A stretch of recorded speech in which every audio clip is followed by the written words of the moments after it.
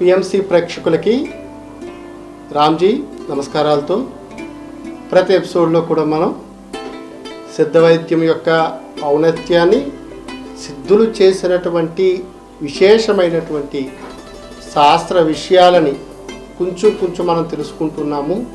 ఎందుకనంటే పూర్తి వివరణ అనేటువంటిది ఒక ఎపిసోడ్లోనో లేకపోతే ఒక జీవితంలోనూ పరిపూర్ణంగా ఎప్పుడు ఇవ్వలేము. కానీ సిద్ధులు ఇంత పని చేశారు, ఇలా చేశారని చెప్పుకోవడానికి మాత్రము ఈరోజు మన సిద్ధవైద్యం అనేటువంటి ఎపిసోడ్లో చెప్పుకుంటూ ఉన్నాం.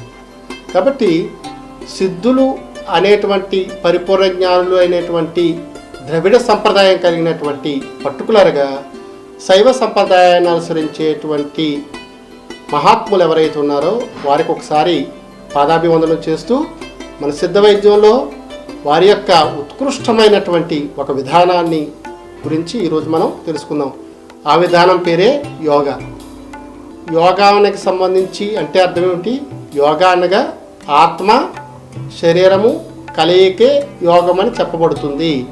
ఇది పెద్దలందరూ ఒప్పుకున్నటువంటి విషయం. పెద్దలు అంటే హైందవ సంస్కృతి సంప్రదాయాలను నమ్మినటువంటి వారు ఎవరైతే ఉన్నారో వారు. ఇక్కడ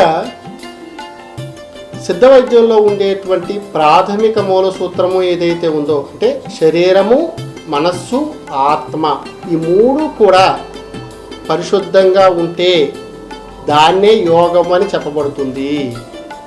ఈ యోగాకి సంబంధించి సిద్ధవైద్యంలో చెప్పినటువంటి కొన్ని విషయాల్ని మనం ఇప్పుడు తెలుసుకుందాం.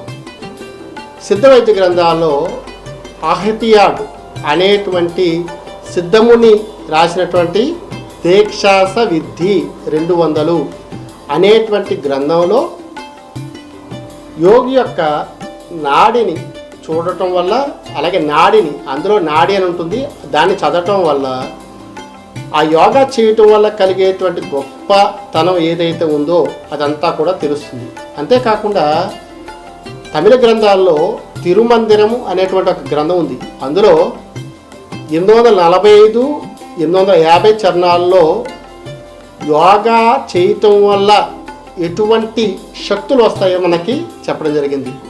మీ అందరికీ తెలుసు అష్టసిద్ధులు అనేటువంటి సిద్ధులు యోగా చేయడం వల్ల కలుగుతాయని తెలుసా?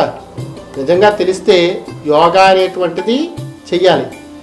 ఆ యోగా చేయటం వల్ల వచ్చేటువంటి అష్ట సిద్ధులు అనిమ, గరిమ, మహిమ, ప్రాకామ్య ప్రాప్తి, ఈశాన వాసుత్వం అనేటువంటి అష్ట విధాలైనటువంటి శక్తులు అంటే ప్రపంచంలో అన్నిటికన్నా చిన్నగా అయిపోవడం, అన్నిటికన్నా పెద్దగా అయిపోవడము, అన్నింటినీ తనలోనూ ఊహించుకోవడము, అన్నింటినీ కంట్రోల్లో ఉంచటము, అంతేకాకుండా అన్ని విషయాలను కూడా బాగా ఎరిగి ఉండటము అనేటువంటి తత్వాలు ఏవైతే ఉన్నాయంటే ఎక్కడికి కావాల్సింది అక్కడికి ప్రయాణం చేయడం అంటే సూక్ష్మయానం చేయడం, ఇవన్నీ కేవలము యోగాని అభ్యసించటం వల్ల మాత్రమే కలుగుతాయని తిరుమందిరం అనేటువంటి గ్రంథంలో మనకి ఈ 845, 850 చరణాల్లో చెప్పబడింది. ఎలా చేయాలి? యోగా చేసేటప్పుడు ఎలా చేయాలి అంటే గురువు ద్వారా మాత్రమే యోగాని చేయాలి. ఆ గురువు ద్వారా చేసినప్పుడు గురువు పరిపూర్ణమైనటువంటి గురువు అయి ఉండాలి. ఆ యోగా చేసేటప్పుడు అంటే సాధారణంగా ఇప్పుడు ఉండేటువంటి వారు ఏదో ఒక ఆసనాలు వేసుకుని కూర్చుని ఏదో జపం చేసుకుంటూ ఉన్నారు. అది నిజానికి సిద్ధవైద్యంలో ఎక్కడా కూడా దాన్ని యోగా అని చెప్పబడలేదు. దాన్ని ధ్యానం పేరుతోనూ యోగా పేరుతోనూ వేస్తున్నారు. కానీ తిరుమందిర గ్రంథంలోనే యోగా చేసేటువంటి వారు 8 రకాలైనటువంటి నియమాలని ఆచరించాలి. అది యమ, నియమ, ఆసన, ప్రత్యాహార, ధ్యాన, సమాధి లాంటి 8 రకాలు ఏవైతే ఉన్నాయో ఆ 8 రకాలు ఒక్కొక్క మెట్టు అంటే శరీరాన్ని, తర్వాత మనస్సుని, ఆత్మని ఒక్కొక్క దాన్ని కంట్రోల్ చేసుకుంటూ వెళ్ళినప్పుడు మాత్రమే మనకి పరమాత్మ వైపు ఆత్మ, ఆత్మ వైపు పరమాత్మ ఉంటుంది. కానీ కేవలం మనం ఏదో ముక్కు మూసుకుని ధ్యానం చేయటం వల్ల కలగదని తిరుమందిర గ్రంథము 835లో ఆ చరణాల్లో చెప్పడం జరిగింది. మరి ఇంత సుస్పష్టంగా సిద్ధులు యోగా గురించి ఎందుకు చెప్పబడింది అంటే, ప్రతి జీవుడి యొక్క అంతిమ లక్ష్యం ఏమిటంటే ఎక్కడి నుంచి వచ్చామో అక్కడికి చేరుకోవడం. అలా చేరుకోవడానికి శరీరాన్ని వ్యాధిరహితంగా చూసుకోవాలి. వ్యాధిరహితంగా ఉన్న శరీరంతో పాటుగా వ్యాధిరహితంగా ఉండేటువంటి మనస్సు ఉండాలి. వ్యాధిరహితంగా ఉండేటువంటి శరీరము మనసుతో పాటు ఆత్మ కూడా వ్యాధిరహితంగా ఉన్నప్పుడు మాత్రమే యోగా చేయటానికి అనువైనటువంటి శక్తి కలుగుతుంది. యోగా ఎప్పుడు చేయాలి, ఎందుకు చేయాలి, ఎలా చేయాలి, యోగా చేయటం వల్ల కలిగేటువంటి మంచి చెడులు ఏంటి, ఇప్పుడు ఎపిసోడ్లో మనం తెలుసుకుందాం. యోగా చేయటం వల్ల మానసిక ప్రశాంతత ఏర్పడుతుంది. మానసిక దౌర్బల్యం నుంచి వాళ్ళు కోలుకుంటారు. భూత భవిష్యత్ వర్తమాన కాలాల యొక్క స్థితులు తెలుసుకోగలుగుతారు. అంతేకాకుండా కర్మ యొక్క నాశనాన్ని అంటే కర్మ వినాశనాన్ని కూడా వారు తెలుసుకుంటారు. అంటే కర్మలు 3 రకాలని మనకి హైందవ సంస్కృతి సంప్రదాయాలు చెప్తున్నారు. అందులో సంచిత, ప్రారబ్ధ, ఆగామి 3 కర్మల యొక్క క్షయాన్ని కూడా కేవలం యోగా చేయటం వల్ల మాత్రమే తొలగిపోతుందని మనకి యోగా గ్రంథాలైనటువంటి తిరుమందిరంలోను, అహిత్యాడ్ రాసినటువంటి దీక్షాస విద్ధి 200 గ్రంథంలో కూడా ఈ విషయాలు చెప్పడం జరిగింది. మన దక్షిణ భారతదేశంలో యోగాకి మూల పురుషుడిగా చెప్పుకునేటువంటి పతంజలి మహర్షి ఎవరైతే ఉన్నారో ఆయన అష్టాంగ యోగా అనేటువంటి దాన్ని ప్రతిపాదన చేయడం జరిగింది. కానీ ఈ అష్టాంగ యోగా అనేటువంటిది ఏదైతే ఉందో అది తిరుమందిరంలో రాసినటువంటి అష్టాంగ యోగ నియమాలతో సమంగా ఉంది. అది అష్టాంగ యోగా కాదు, అష్టాంగ యోగ నియమాలు. కాబట్టి ఆ నియమాలను పాటిస్తూ ఉన్నప్పుడు మాత్రమే మనకి శరీరము, ఆత్మ అనేటువంటి వేరియేషను, సూక్ష్మ శరీరము, స్థూల శరీరము, కారణ శరీరం అనేటువంటి శరీరాలతో సంబంధము కలిగి మానసికంగా ఆ ముముక్షత్వాన్ని కలిగేటువంటి అవకాశం కలుగుతుంది. వ్యాయామం చేయటం వల్ల శరీరము, యోగా చేయటం వల్ల మనస్సు నిర్మలంగా ఉంటాయి. కాబట్టి ఉదాహరణకు వ్యాయామం చేసామనుకోండి కండర పుష్టి వస్తుంది. కానీ వ్యాయామం మనం మానేసామనుకోండి కొన్ని రోజులకి ఏమవుతుందంటే శరీరం ఏలబడిపోతుంది, అంటే కృషించిపోతుంది, అంటే బలసత్వాలు తగ్గిపోతాయి, ధాతు క్షయం ఏర్పడుతుంది. కానీ యోగా చేయటం వల్ల ముసలితనంలో కూడా పడుచు వాళ్ళ కింద ఉండగలుగుతారు, ఎప్పుడూ కూడా యవ్వనంగా ఉండగలుగుతారు, ఎప్పుడూ కూడా వ్యాధిరహితంగా ఉండగలుగుతారు. ఈ విషయాలన్నీ కూడా కేవలం యోగా చేయటం వల్ల మాత్రమే కలుగుతాయి. మరి యోగా ఎప్పుడు చేయాలి అంటే మొక్కై వంగనిది మానై వంగున అని సామెత ప్రకారం పుట్టిన దగ్గర నుంచి కూడా వారి వారి పనులు వారు చేసుకోవాలి. అంటే ఎవరి యొక్క కర్మలు, దైనందిన కర్మలు వారు చేసుకోవడమే పెద్ద యోగం. అలాగే మన పనులు మనం చేసుకుంటూ పెద్దల మీద, గురువుల మీద వారి పనులు కూడా చేసి పెట్టడం గొప్ప యోగం. అలా చేసుకుంటూ ముముక్షత్వాన్ని కలిగి ఉండేటువంటి యోగాన్ని గ్రహించడం మహాయోగం. కాబట్టి మన పని మనం చేసుకుంటూ రాజయోగాన్ని గడుపుతూ మనం ముందుకు వెళ్ళినట్లయితే యోగాలో ఉండేటువంటి అతీంద్రియ శక్తులు మన చెంత ఉంటాయి. ఇది కేవలం బ్లాక్ మ్యాజిక్ కింద మనం చూసుకోకూడదు. ఎందుకంటే సిద్ధులు చెప్పినటువంటి విషయాల్ని, సిద్ధులు చెప్పినటువంటి సూత్రాలని గురువు ద్వారా గ్రహించినప్పుడు అనేక రకాలైనటువంటి అనుభూతులను పొందినటువంటి వారు మన టీఎంసీ ఛానల్లో చాలామంది ఉన్నారు. అలాగే చూస్తున్న వాళ్ళు, చేస్తున్న వాళ్ళు కూడా చాలామంది ఉన్నారు. గురు సాంగత్యంలో కనుక యోగాన్ని దర్శించగలిగితే, అంటే ఎప్పుడు దర్శించాలి, అక్షరాభ్యాసం దగ్గర నుంచి కనుక చేస్తే కనుక ఏ వయసులో చేస్తే ఆ వయసులోంచే వారికి ముముక్షత్వం మీద, ఈశత్వం మీద, అలాగే అష్టసిద్ధుల మీద, అలాగే ఆసన నియమాల మీద వాళ్ళకి కమాండ్ ఏర్పడి భూత భవిష్యత్ వర్తమాన కాలాల్లో ఏ విధంగా నడుచుకోవాలనేటువంటి అవగాహన తనకు తానే కలుగుతుంది. ఎందుకనంటే యోగా ఎవరైతే చేస్తారో వారికి పంచభూతాలు ఆధీనాలు, అంటే పంచభూతాలను అర్థం చేసుకునే శక్తి వస్తుంది. అష్టవిధ శక్తులలోనూ మనకి ఈశత్వం దాంట్లో ఉండేటువంటి ఆ శక్తి ఏదైతే ఉందో, ఆర్గానిక్ అండ్ ఇనార్గానిక్ అంటే చేతనావస్థ కలిగినటువంటి జీవుల్ని, చేతనావస్థ అనేటువంటి జీవుల్ని కూడా మనం అర్థం చేసుకుంటాం. మనం చెప్పినట్టు ఆ వస్తువులు కానీ లేకపోతే ఆ జీవులు కానీ వింటాయి. కాబట్టి పుట్టినప్పటి నుంచి ఎవరైతే యోగాకి సంబంధించినటువంటి విషయాల్లో పరిపూర్ణమైనటువంటి జ్ఞానం కలుగుతారో వారికి భుక్తికి ముక్తికి ఎటువంటి డోకా ఉండదు. శరీరము మనస్సు ఎప్పుడూ యవ్వనంగా ఉంటుంది. ముసలితనము రాదు. ముసలితనం రాకపోతే చిరకాలం వారు బ్రతికేటువంటి అవకాశం ఉంది. చాలామంది మధ్య వయస్సులోనూ, కొంతమంది అయితే ఏదైనా రోగం వచ్చినప్పుడు మాత్రమే యోగా చేస్తున్నారు. అలా చేయటం వల్ల తాత్కాలికంగా ఉపశమనం పొందినప్పటికీ పరిపూర్ణ ఫలితాలు అంటే అనిమాది సిద్ధులు లాంటి సిద్ధులు ఎటువంటి పరిస్థితుల్లోనూ వారికి రావు. వస్తాయని మన శాస్త్రాల్లో చెప్పట్లేదు. కానీ ఎవరికైతే పూర్వజన్మ సుకృతం ఉంటుందో వారికి గురుకృప వల్ల కొన్ని రోజుల్లో అటువంటి సిద్ధులు కలిగేటువంటి వారు కూడా ఉంటున్నారు కూడా. మరి సిద్ధ సాంప్రదాయంలో చెప్పినటువంటి ఈ యోగా అనేటువంటి దాన్ని గురుముఖత నేర్చుకున్నటువంటి వాళ్ళు గురుపాసన ద్వారా ఆ చెప్పినటువంటి సిద్ధ ఆసనాలను కానీ, సిద్ధ వైద్యంలో చెప్పినటువంటి ఆసనాలు ముద్రల ద్వారా లేదా మంత్రాల ద్వారా ఆ ధ్యానాన్ని చేయడం చేత వారికి చిరకాలం బ్రతికేటువంటి అవకాశము ఏర్పడుతుందనేటువంటిది నిర్వివాదాంశము. కాబట్టి సిద్ధ వైద్యంలో చెప్పినటువంటి యోగ సూత్రాలని, అలాగే పతంజలి మహర్షి చెప్పినటువంటి యోగ సూత్రాలను కూడా అర్థం చేసుకుంటే కనుక చాలా అద్భుతమైనటువంటి ఫలితాలు, యోగ రహితము జీవనముక్తి కలిగినటువంటి స్థితి మనకు కలుగుతుంది. వ్యాధిరహితమైనటువంటి జీవనాన్ని మనం గడపగలుగుతాము. యోగా చేయటం వల్ల శరీరం యొక్క అదుపు జరుగుతుందట. అంటే యోగా చేయటం అనేటువంటిది మానసిక రుగ్మతలు తగ్గించడానికి అని అనుకున్నాం కదా. ఎవరికైతే బీపీ, షుగర్ లాంటి వ్యాధులు ఉంటాయో వారు రెగ్యులర్గా వ్యాయామము అంటే యోగా చేయటం వల్ల వారికి ఆ రోగాలు తగ్గేటువంటి అవకాశం ఉంటుంది. అంతేకాకుండా పంచభూతాలకు సంబంధించినటువంటి ముద్రలు కానీ, పంచభూతాలకు సంబంధించినటువంటి యోగాలు కనుక చేసినట్లయితే శరీరంలో ఉన్నటువంటి ఏ రోగాలనైనా తగ్గించుకునేటువంటి స్థితి మనకి కలుగుతుందని సిద్ధ వైద్య గ్రంథాల్లో చెప్పబడింది. నేను చెప్పినటువంటి ఈ విషయాలన్నీ కూడా సిద్ధ వైద్య గ్రంథాల్లో ప్రస్ఫుటంగా రాయబడినటువంటి విషయాలు.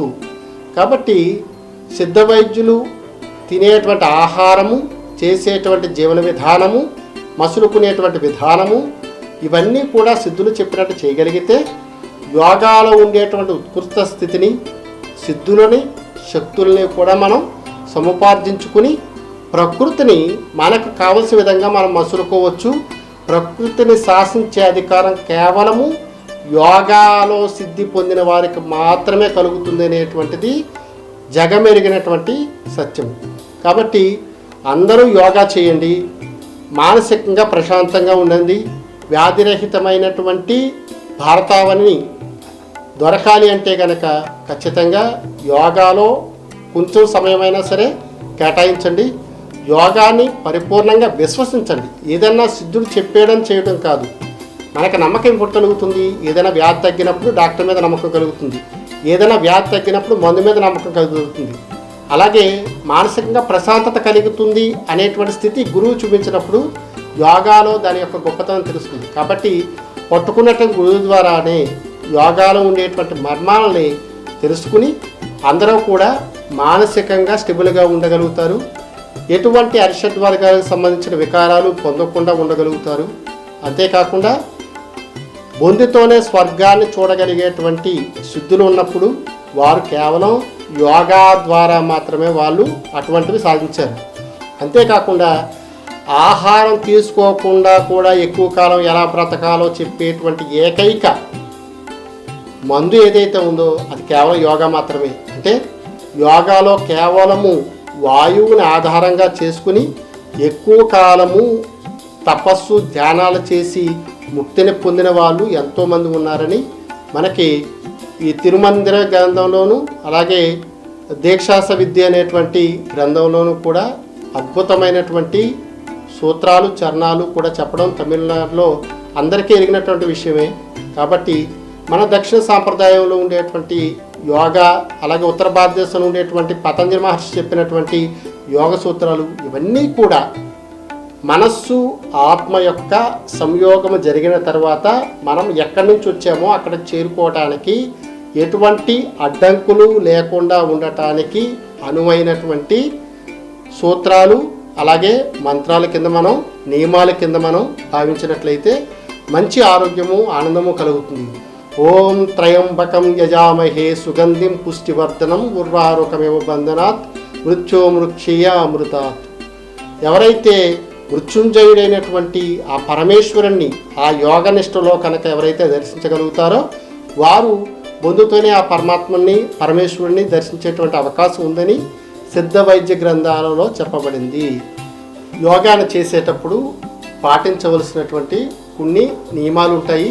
అలాగే మనం కూర్చునేటువంటి ప్రాంతంలో మనం చేసేటువంటి ఆసనాది కార్యక్రమాలన్నీ కూడా తిరుమంజన గ్రంథంలో 834-35లో చెప్పబడినటువంటి చరణాలలో సుస్పష్టంగా చెప్పడం జరిగింది. ఈ ధ్యాన అనేటువంటిది చేసేటప్పుడు ఎటువంటి ప్రికాషన్స్ తీసుకోవాలో అది గురువు ద్వారా మనం తెలుసుకోవాలి. అంటే శరీరతత్వాన్ని బట్టి ఆయా వ్యక్తులకి ఏ రకమైనటువంటి ఆసనాన్ని ఇవ్వాలి, ఎటువంటి ఆహారాన్ని ఇవ్వాలి, ఎటువంటి నియమాలు అంటే సంఘపరంగా శారీరకపరంగా ఉండాలనేటువంటి విషయాలు, ఏ విధంగా శ్వాస తీసుకోవాలి అంటే దీన్ని మనము జనరల్గా ప్రాణాయామం అంటాం, అంటే వ్యాయామం అన్నమాట. అంటే యోగా అనేటువంటిది మానసికంగా ఉంటే వ్యాయామం శారీరకం అనుకున్నాం కదా. ఈ శారీరకమైనటువంటిది మానసికమైనటువంటి దానికి మధ్య ఒక వ్యాయామం జరగాలి. దాన్నే మనం ఏమిటంటే శ్వాస అని పిలుస్తాం. తమిళంలో ఇది మన కళాయి అని పిలుస్తారు, శ్వాసని కళాయి అని పిలుస్తారు. ఈ కళాయికి సంబంధించినటువంటి విజ్ఞానం ఏదైతే ఉందో అది చాలా గొప్పదైనటువంటి విజ్ఞానం. ఎంత గొప్పదైన విజ్ఞానం అంటే శ్వాస తీసుకునేటప్పుడు మనకి జరిగేటువంటి అనుభూతులు, అంటే లోపలికి ఏం తీసుకుంటామంటే గాలి తీసుకుంటామంటాం. ఏ గాలి తీసుకుంటాము అంటే ఆక్సిజన్ తీసుకుంటామా? కాదు, ప్రాణవాయువుని తీసుకుంటాం. ప్రాణవాయువుతో పాటు మిగతా వాయువులు ఉన్నప్పటికీ అవి శరీరంలోకి వెళ్ళిన తర్వాత మళ్ళీ నిశ్వాసలు అవి బయటకు వచ్చేస్తాయి. కాబట్టి ఆ తీసుకునేటువంటి వాయువు ఎంత తీసుకోవాలి, అది ఎంతసేపు ఉంచాలి, ఎంతసేపులో అది విసర్జన చేయాలి అనేటువంటి విషయాలన్నీ కూడా గురుముఖతః తెలుసుకోవాలి. కానీ తమిళ గ్రంథాల్లో చెప్పినటువంటి కొన్ని విషయాలు మనం తెలుసుకుందాము. అంతేకాకుండా శ్వాస లోపలికి తీసుకునేటప్పుడు లోపలికి వెళ్ళేటటువంటి గాలిలో అది శరీరంలోకి వెళ్ళిన తర్వాత 10 విధాలైనటువంటి వాయువుల కింద మారుతుంది. కాబట్టి వాతము లేదా వాయువు 10 విధాలు. ప్రధానమైనటువంటి వాయువులు 5 రకాలు: ప్రాణవాయువు, అపానవాయువు, వ్యానము, ఉదానము, సమానము అనేటువంటి 5 వాయువులు. ఈ 5 వాయువులు శరీరంలో ప్రధానమైనటువంటి కర్మలు చేస్తాయి. ఈ 5 వాయువులు కాకుండా కృకర, దేవదత్త, ధనంజయ లాంటి కూర్మ లాంటి వాయువులు ఏవైతే ఉన్నాయో అవి ఉపవాయువులు అనేటువంటి పేరుతో 5 ఉంటాయి. ఈ వాయువులు ఉపవాయువులు ఇవన్నీ కూడా వాయువు యొక్క పంచభూత అంశం వల్ల జన్మించినటువంటివని మనకి సిద్ధవైద్య గ్రంథాల్లో చెప్పడం జరిగింది. ప్రాణవాయువు వల్ల ప్రాణము శుద్ధమవుతుంది. అంటే ప్రాణవాయువు యొక్క యోగము చేయటం వల్ల, ప్రాణవాయువు మాత్రమే శ్వాసించటం వల్ల ప్రాణం యొక్క స్థితి ఉద్దీపన అవుతుంది. ఎప్పుడైతే ప్రాణం యొక్క ఉద్దీపన అలా పెరిగిందో జీవన వేగము, జీవన శుద్ధత అనేటువంటిది ఏర్పడుతుంది. రెండోది అపానము. అంటే ప్రాణం ఎప్పుడైతే ఉద్దీపన జరుగుతుందో లోపల ఉన్నటువంటి చెడు ఏదైతే ఉందో అది అపానం ద్వారా బయటకు పోవాలి. అంటే విసర్జన క్రియ క్రియ జరిపించేటువంటి వాయువు లేదా శరీరంలో మలినాలను బయటకు విసర్జింపజేయగలిగేటువంటి శక్తి కలిగినటువంటి వాయువు ఏది కలదో అది అపాన వాయువు. అది సాధారణంగా పంచభూతాల్లో భూతత్వాన్ని కలిగి ఉంటుంది. ప్రాణం అనేటువంటిది మనకి వాయుతత్వాన్ని కలిగి ఉంటుంది. అలాగే సమానం అనేటువంటిది అగ్నితత్వాన్ని కలిగి ఉంటుంది. ఇది శరీరం అంతా కూడా వ్యాపించి ఉంటుంది. ఉదానము అనేటువంటి వాయువు ఉరుహ్ సంబంధించినటువంటి భాగంలో ఉంటుంది. ఈ పంచవాయువుల్ని నియమ నిష్పత్తుల్లో కనుక మనం తీసుకున్నప్పుడు మన యొక్క ఆరోగ్యము, అలాగే శరీరము, మనస్సు, ఆత్మ ఇవి యొక్క బ్యాలెన్స్ అనేటువంటిది సవ్యంగా ఉండటానికి ఈ పంచవాయువుల యొక్క స్వాంగీకరణ అంటే శ్వాస విధానం అనేటువంటిది చాలా ఉత్కృష్టమైనటువంటి విధానం. ఈ ఉపవాయువులు కూడా మనకి ఈ వాయువు వల్ల కలిగినటువంటి చెడులు ఏవైతే ఉన్నాయో అవన్నీ బయటకు పంపించడానికి ఉపయోగపడతాయి. ఉదాహరణకి మనకి ధనుంజయ వాయువు ఉంది. ఆ ధనుంజయ వాయువు చనిపోయిన తర్వాత, జీవుడు చనిపోయిన తర్వాత, లేదా జీవుడు శరీరాన్ని విడిచిపెట్టిన తర్వాత శరీరం నుంచి ఆత్మ బయటికి రావడానికి ఏదైతే వాయువు ఉపయోగపడుతుందో, బద్దలు కొట్టడానికి ఏదైతే వాయువు ఉపయోగపడుతుందో అదే ధనుంజయ వాయువు అని పిలువబడుతుంది. అలాగే క్షుతకర్మ అంటే క్షుతవాయువు ఏదైతే ఉందో, క్షుతం అంటే ఆకలి, క్షుతం అంటే తుమ్ము. సో ఇటువంటి ఉపప్రక్రియలు చేయటానికి ఈ వాయువులు అన్నీ కూడా ఆయా పరిస్థితుల్లో ఆ వాయువు యొక్క కర్మలన్నీ కూడా ఉపయోగపడతాయి. ఈ వాయువు యొక్క లక్షణాలు, గుణాల గురించి కేవలము సిద్ధ వైద్య గురువుల దగ్గర మాత్రమే ఉపాసనాది విషయాలు తెలుసుకుని ఉపాసన చేయటం వల్ల శరీరము మనస్సు యొక్క సంలీలనము, సంయుగ్మము, యోగము కలిగి జీవుడు ఎక్కువ కాలం బ్రతకటానికి అవకాశమైనటువంటి స్థితి కలుగుతుందనేటువంటిది సిద్ధ వైద్యంలో చెప్పబడినటువంటి కొన్ని విషయాలు. మరి సిద్ధ వైద్యములో యోగానికి సంబంధించినటువంటి విషయాలు చాలా ఎక్కువ గ్రంథాల్లో చాలామంది సిద్ధులు సిద్ధ వైద్యం గురించినటువంటి విషయాలు రాశారు. మనం చాలా కొన్ని విషయాలు మాత్రమే చెప్పుకున్నాం. ఎందుకంటే మన ఎపిసోడ్లో కొన్ని విషయాలు అంటే విశ్లేషణాత్మకంగా కాకుండా కొద్దిగా ఇన్డెప్త్కి వెళ్లకుండా లైట్గా మనం చెప్పుకుంటూ ఉన్నాం. అంటే సిద్ధులు అన్ని రకాల శాస్త్రాలలోనూ కూడా ఆరితేరినటువంటి శాస్త్ర పరిశోధకులు, పరిపూర్ణమైనటువంటి జ్ఞానం కలిగిన వారు.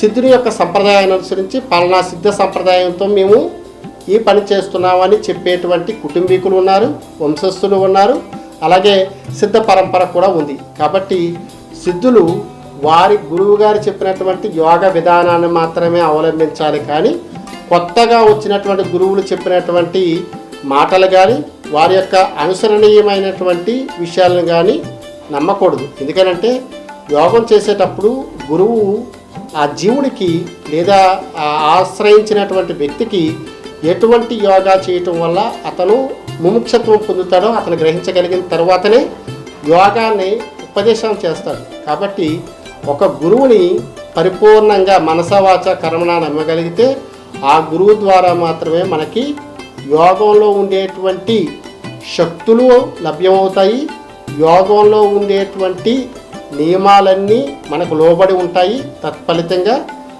శరీరము, మనస్సు, ఆత్మ ఈ మూడు కూడా ఏకీకృతం అవుతాయి. తత్ఫలితంగా మనం పరమేశ్వరుణ్ణి సర్వవేళలా సర్వభూతముల యందు చూడగలుగుతాము. మనకి భగవద్గీతలో ఒక శ్లోకం ఉంటుంది. ఎలాగంటే విద్యా వినయ సంపన్నే బ్రాహ్మణే గవేస్తిని సునిచయ స్వపాకేచ పండితా సమదర్శన అని.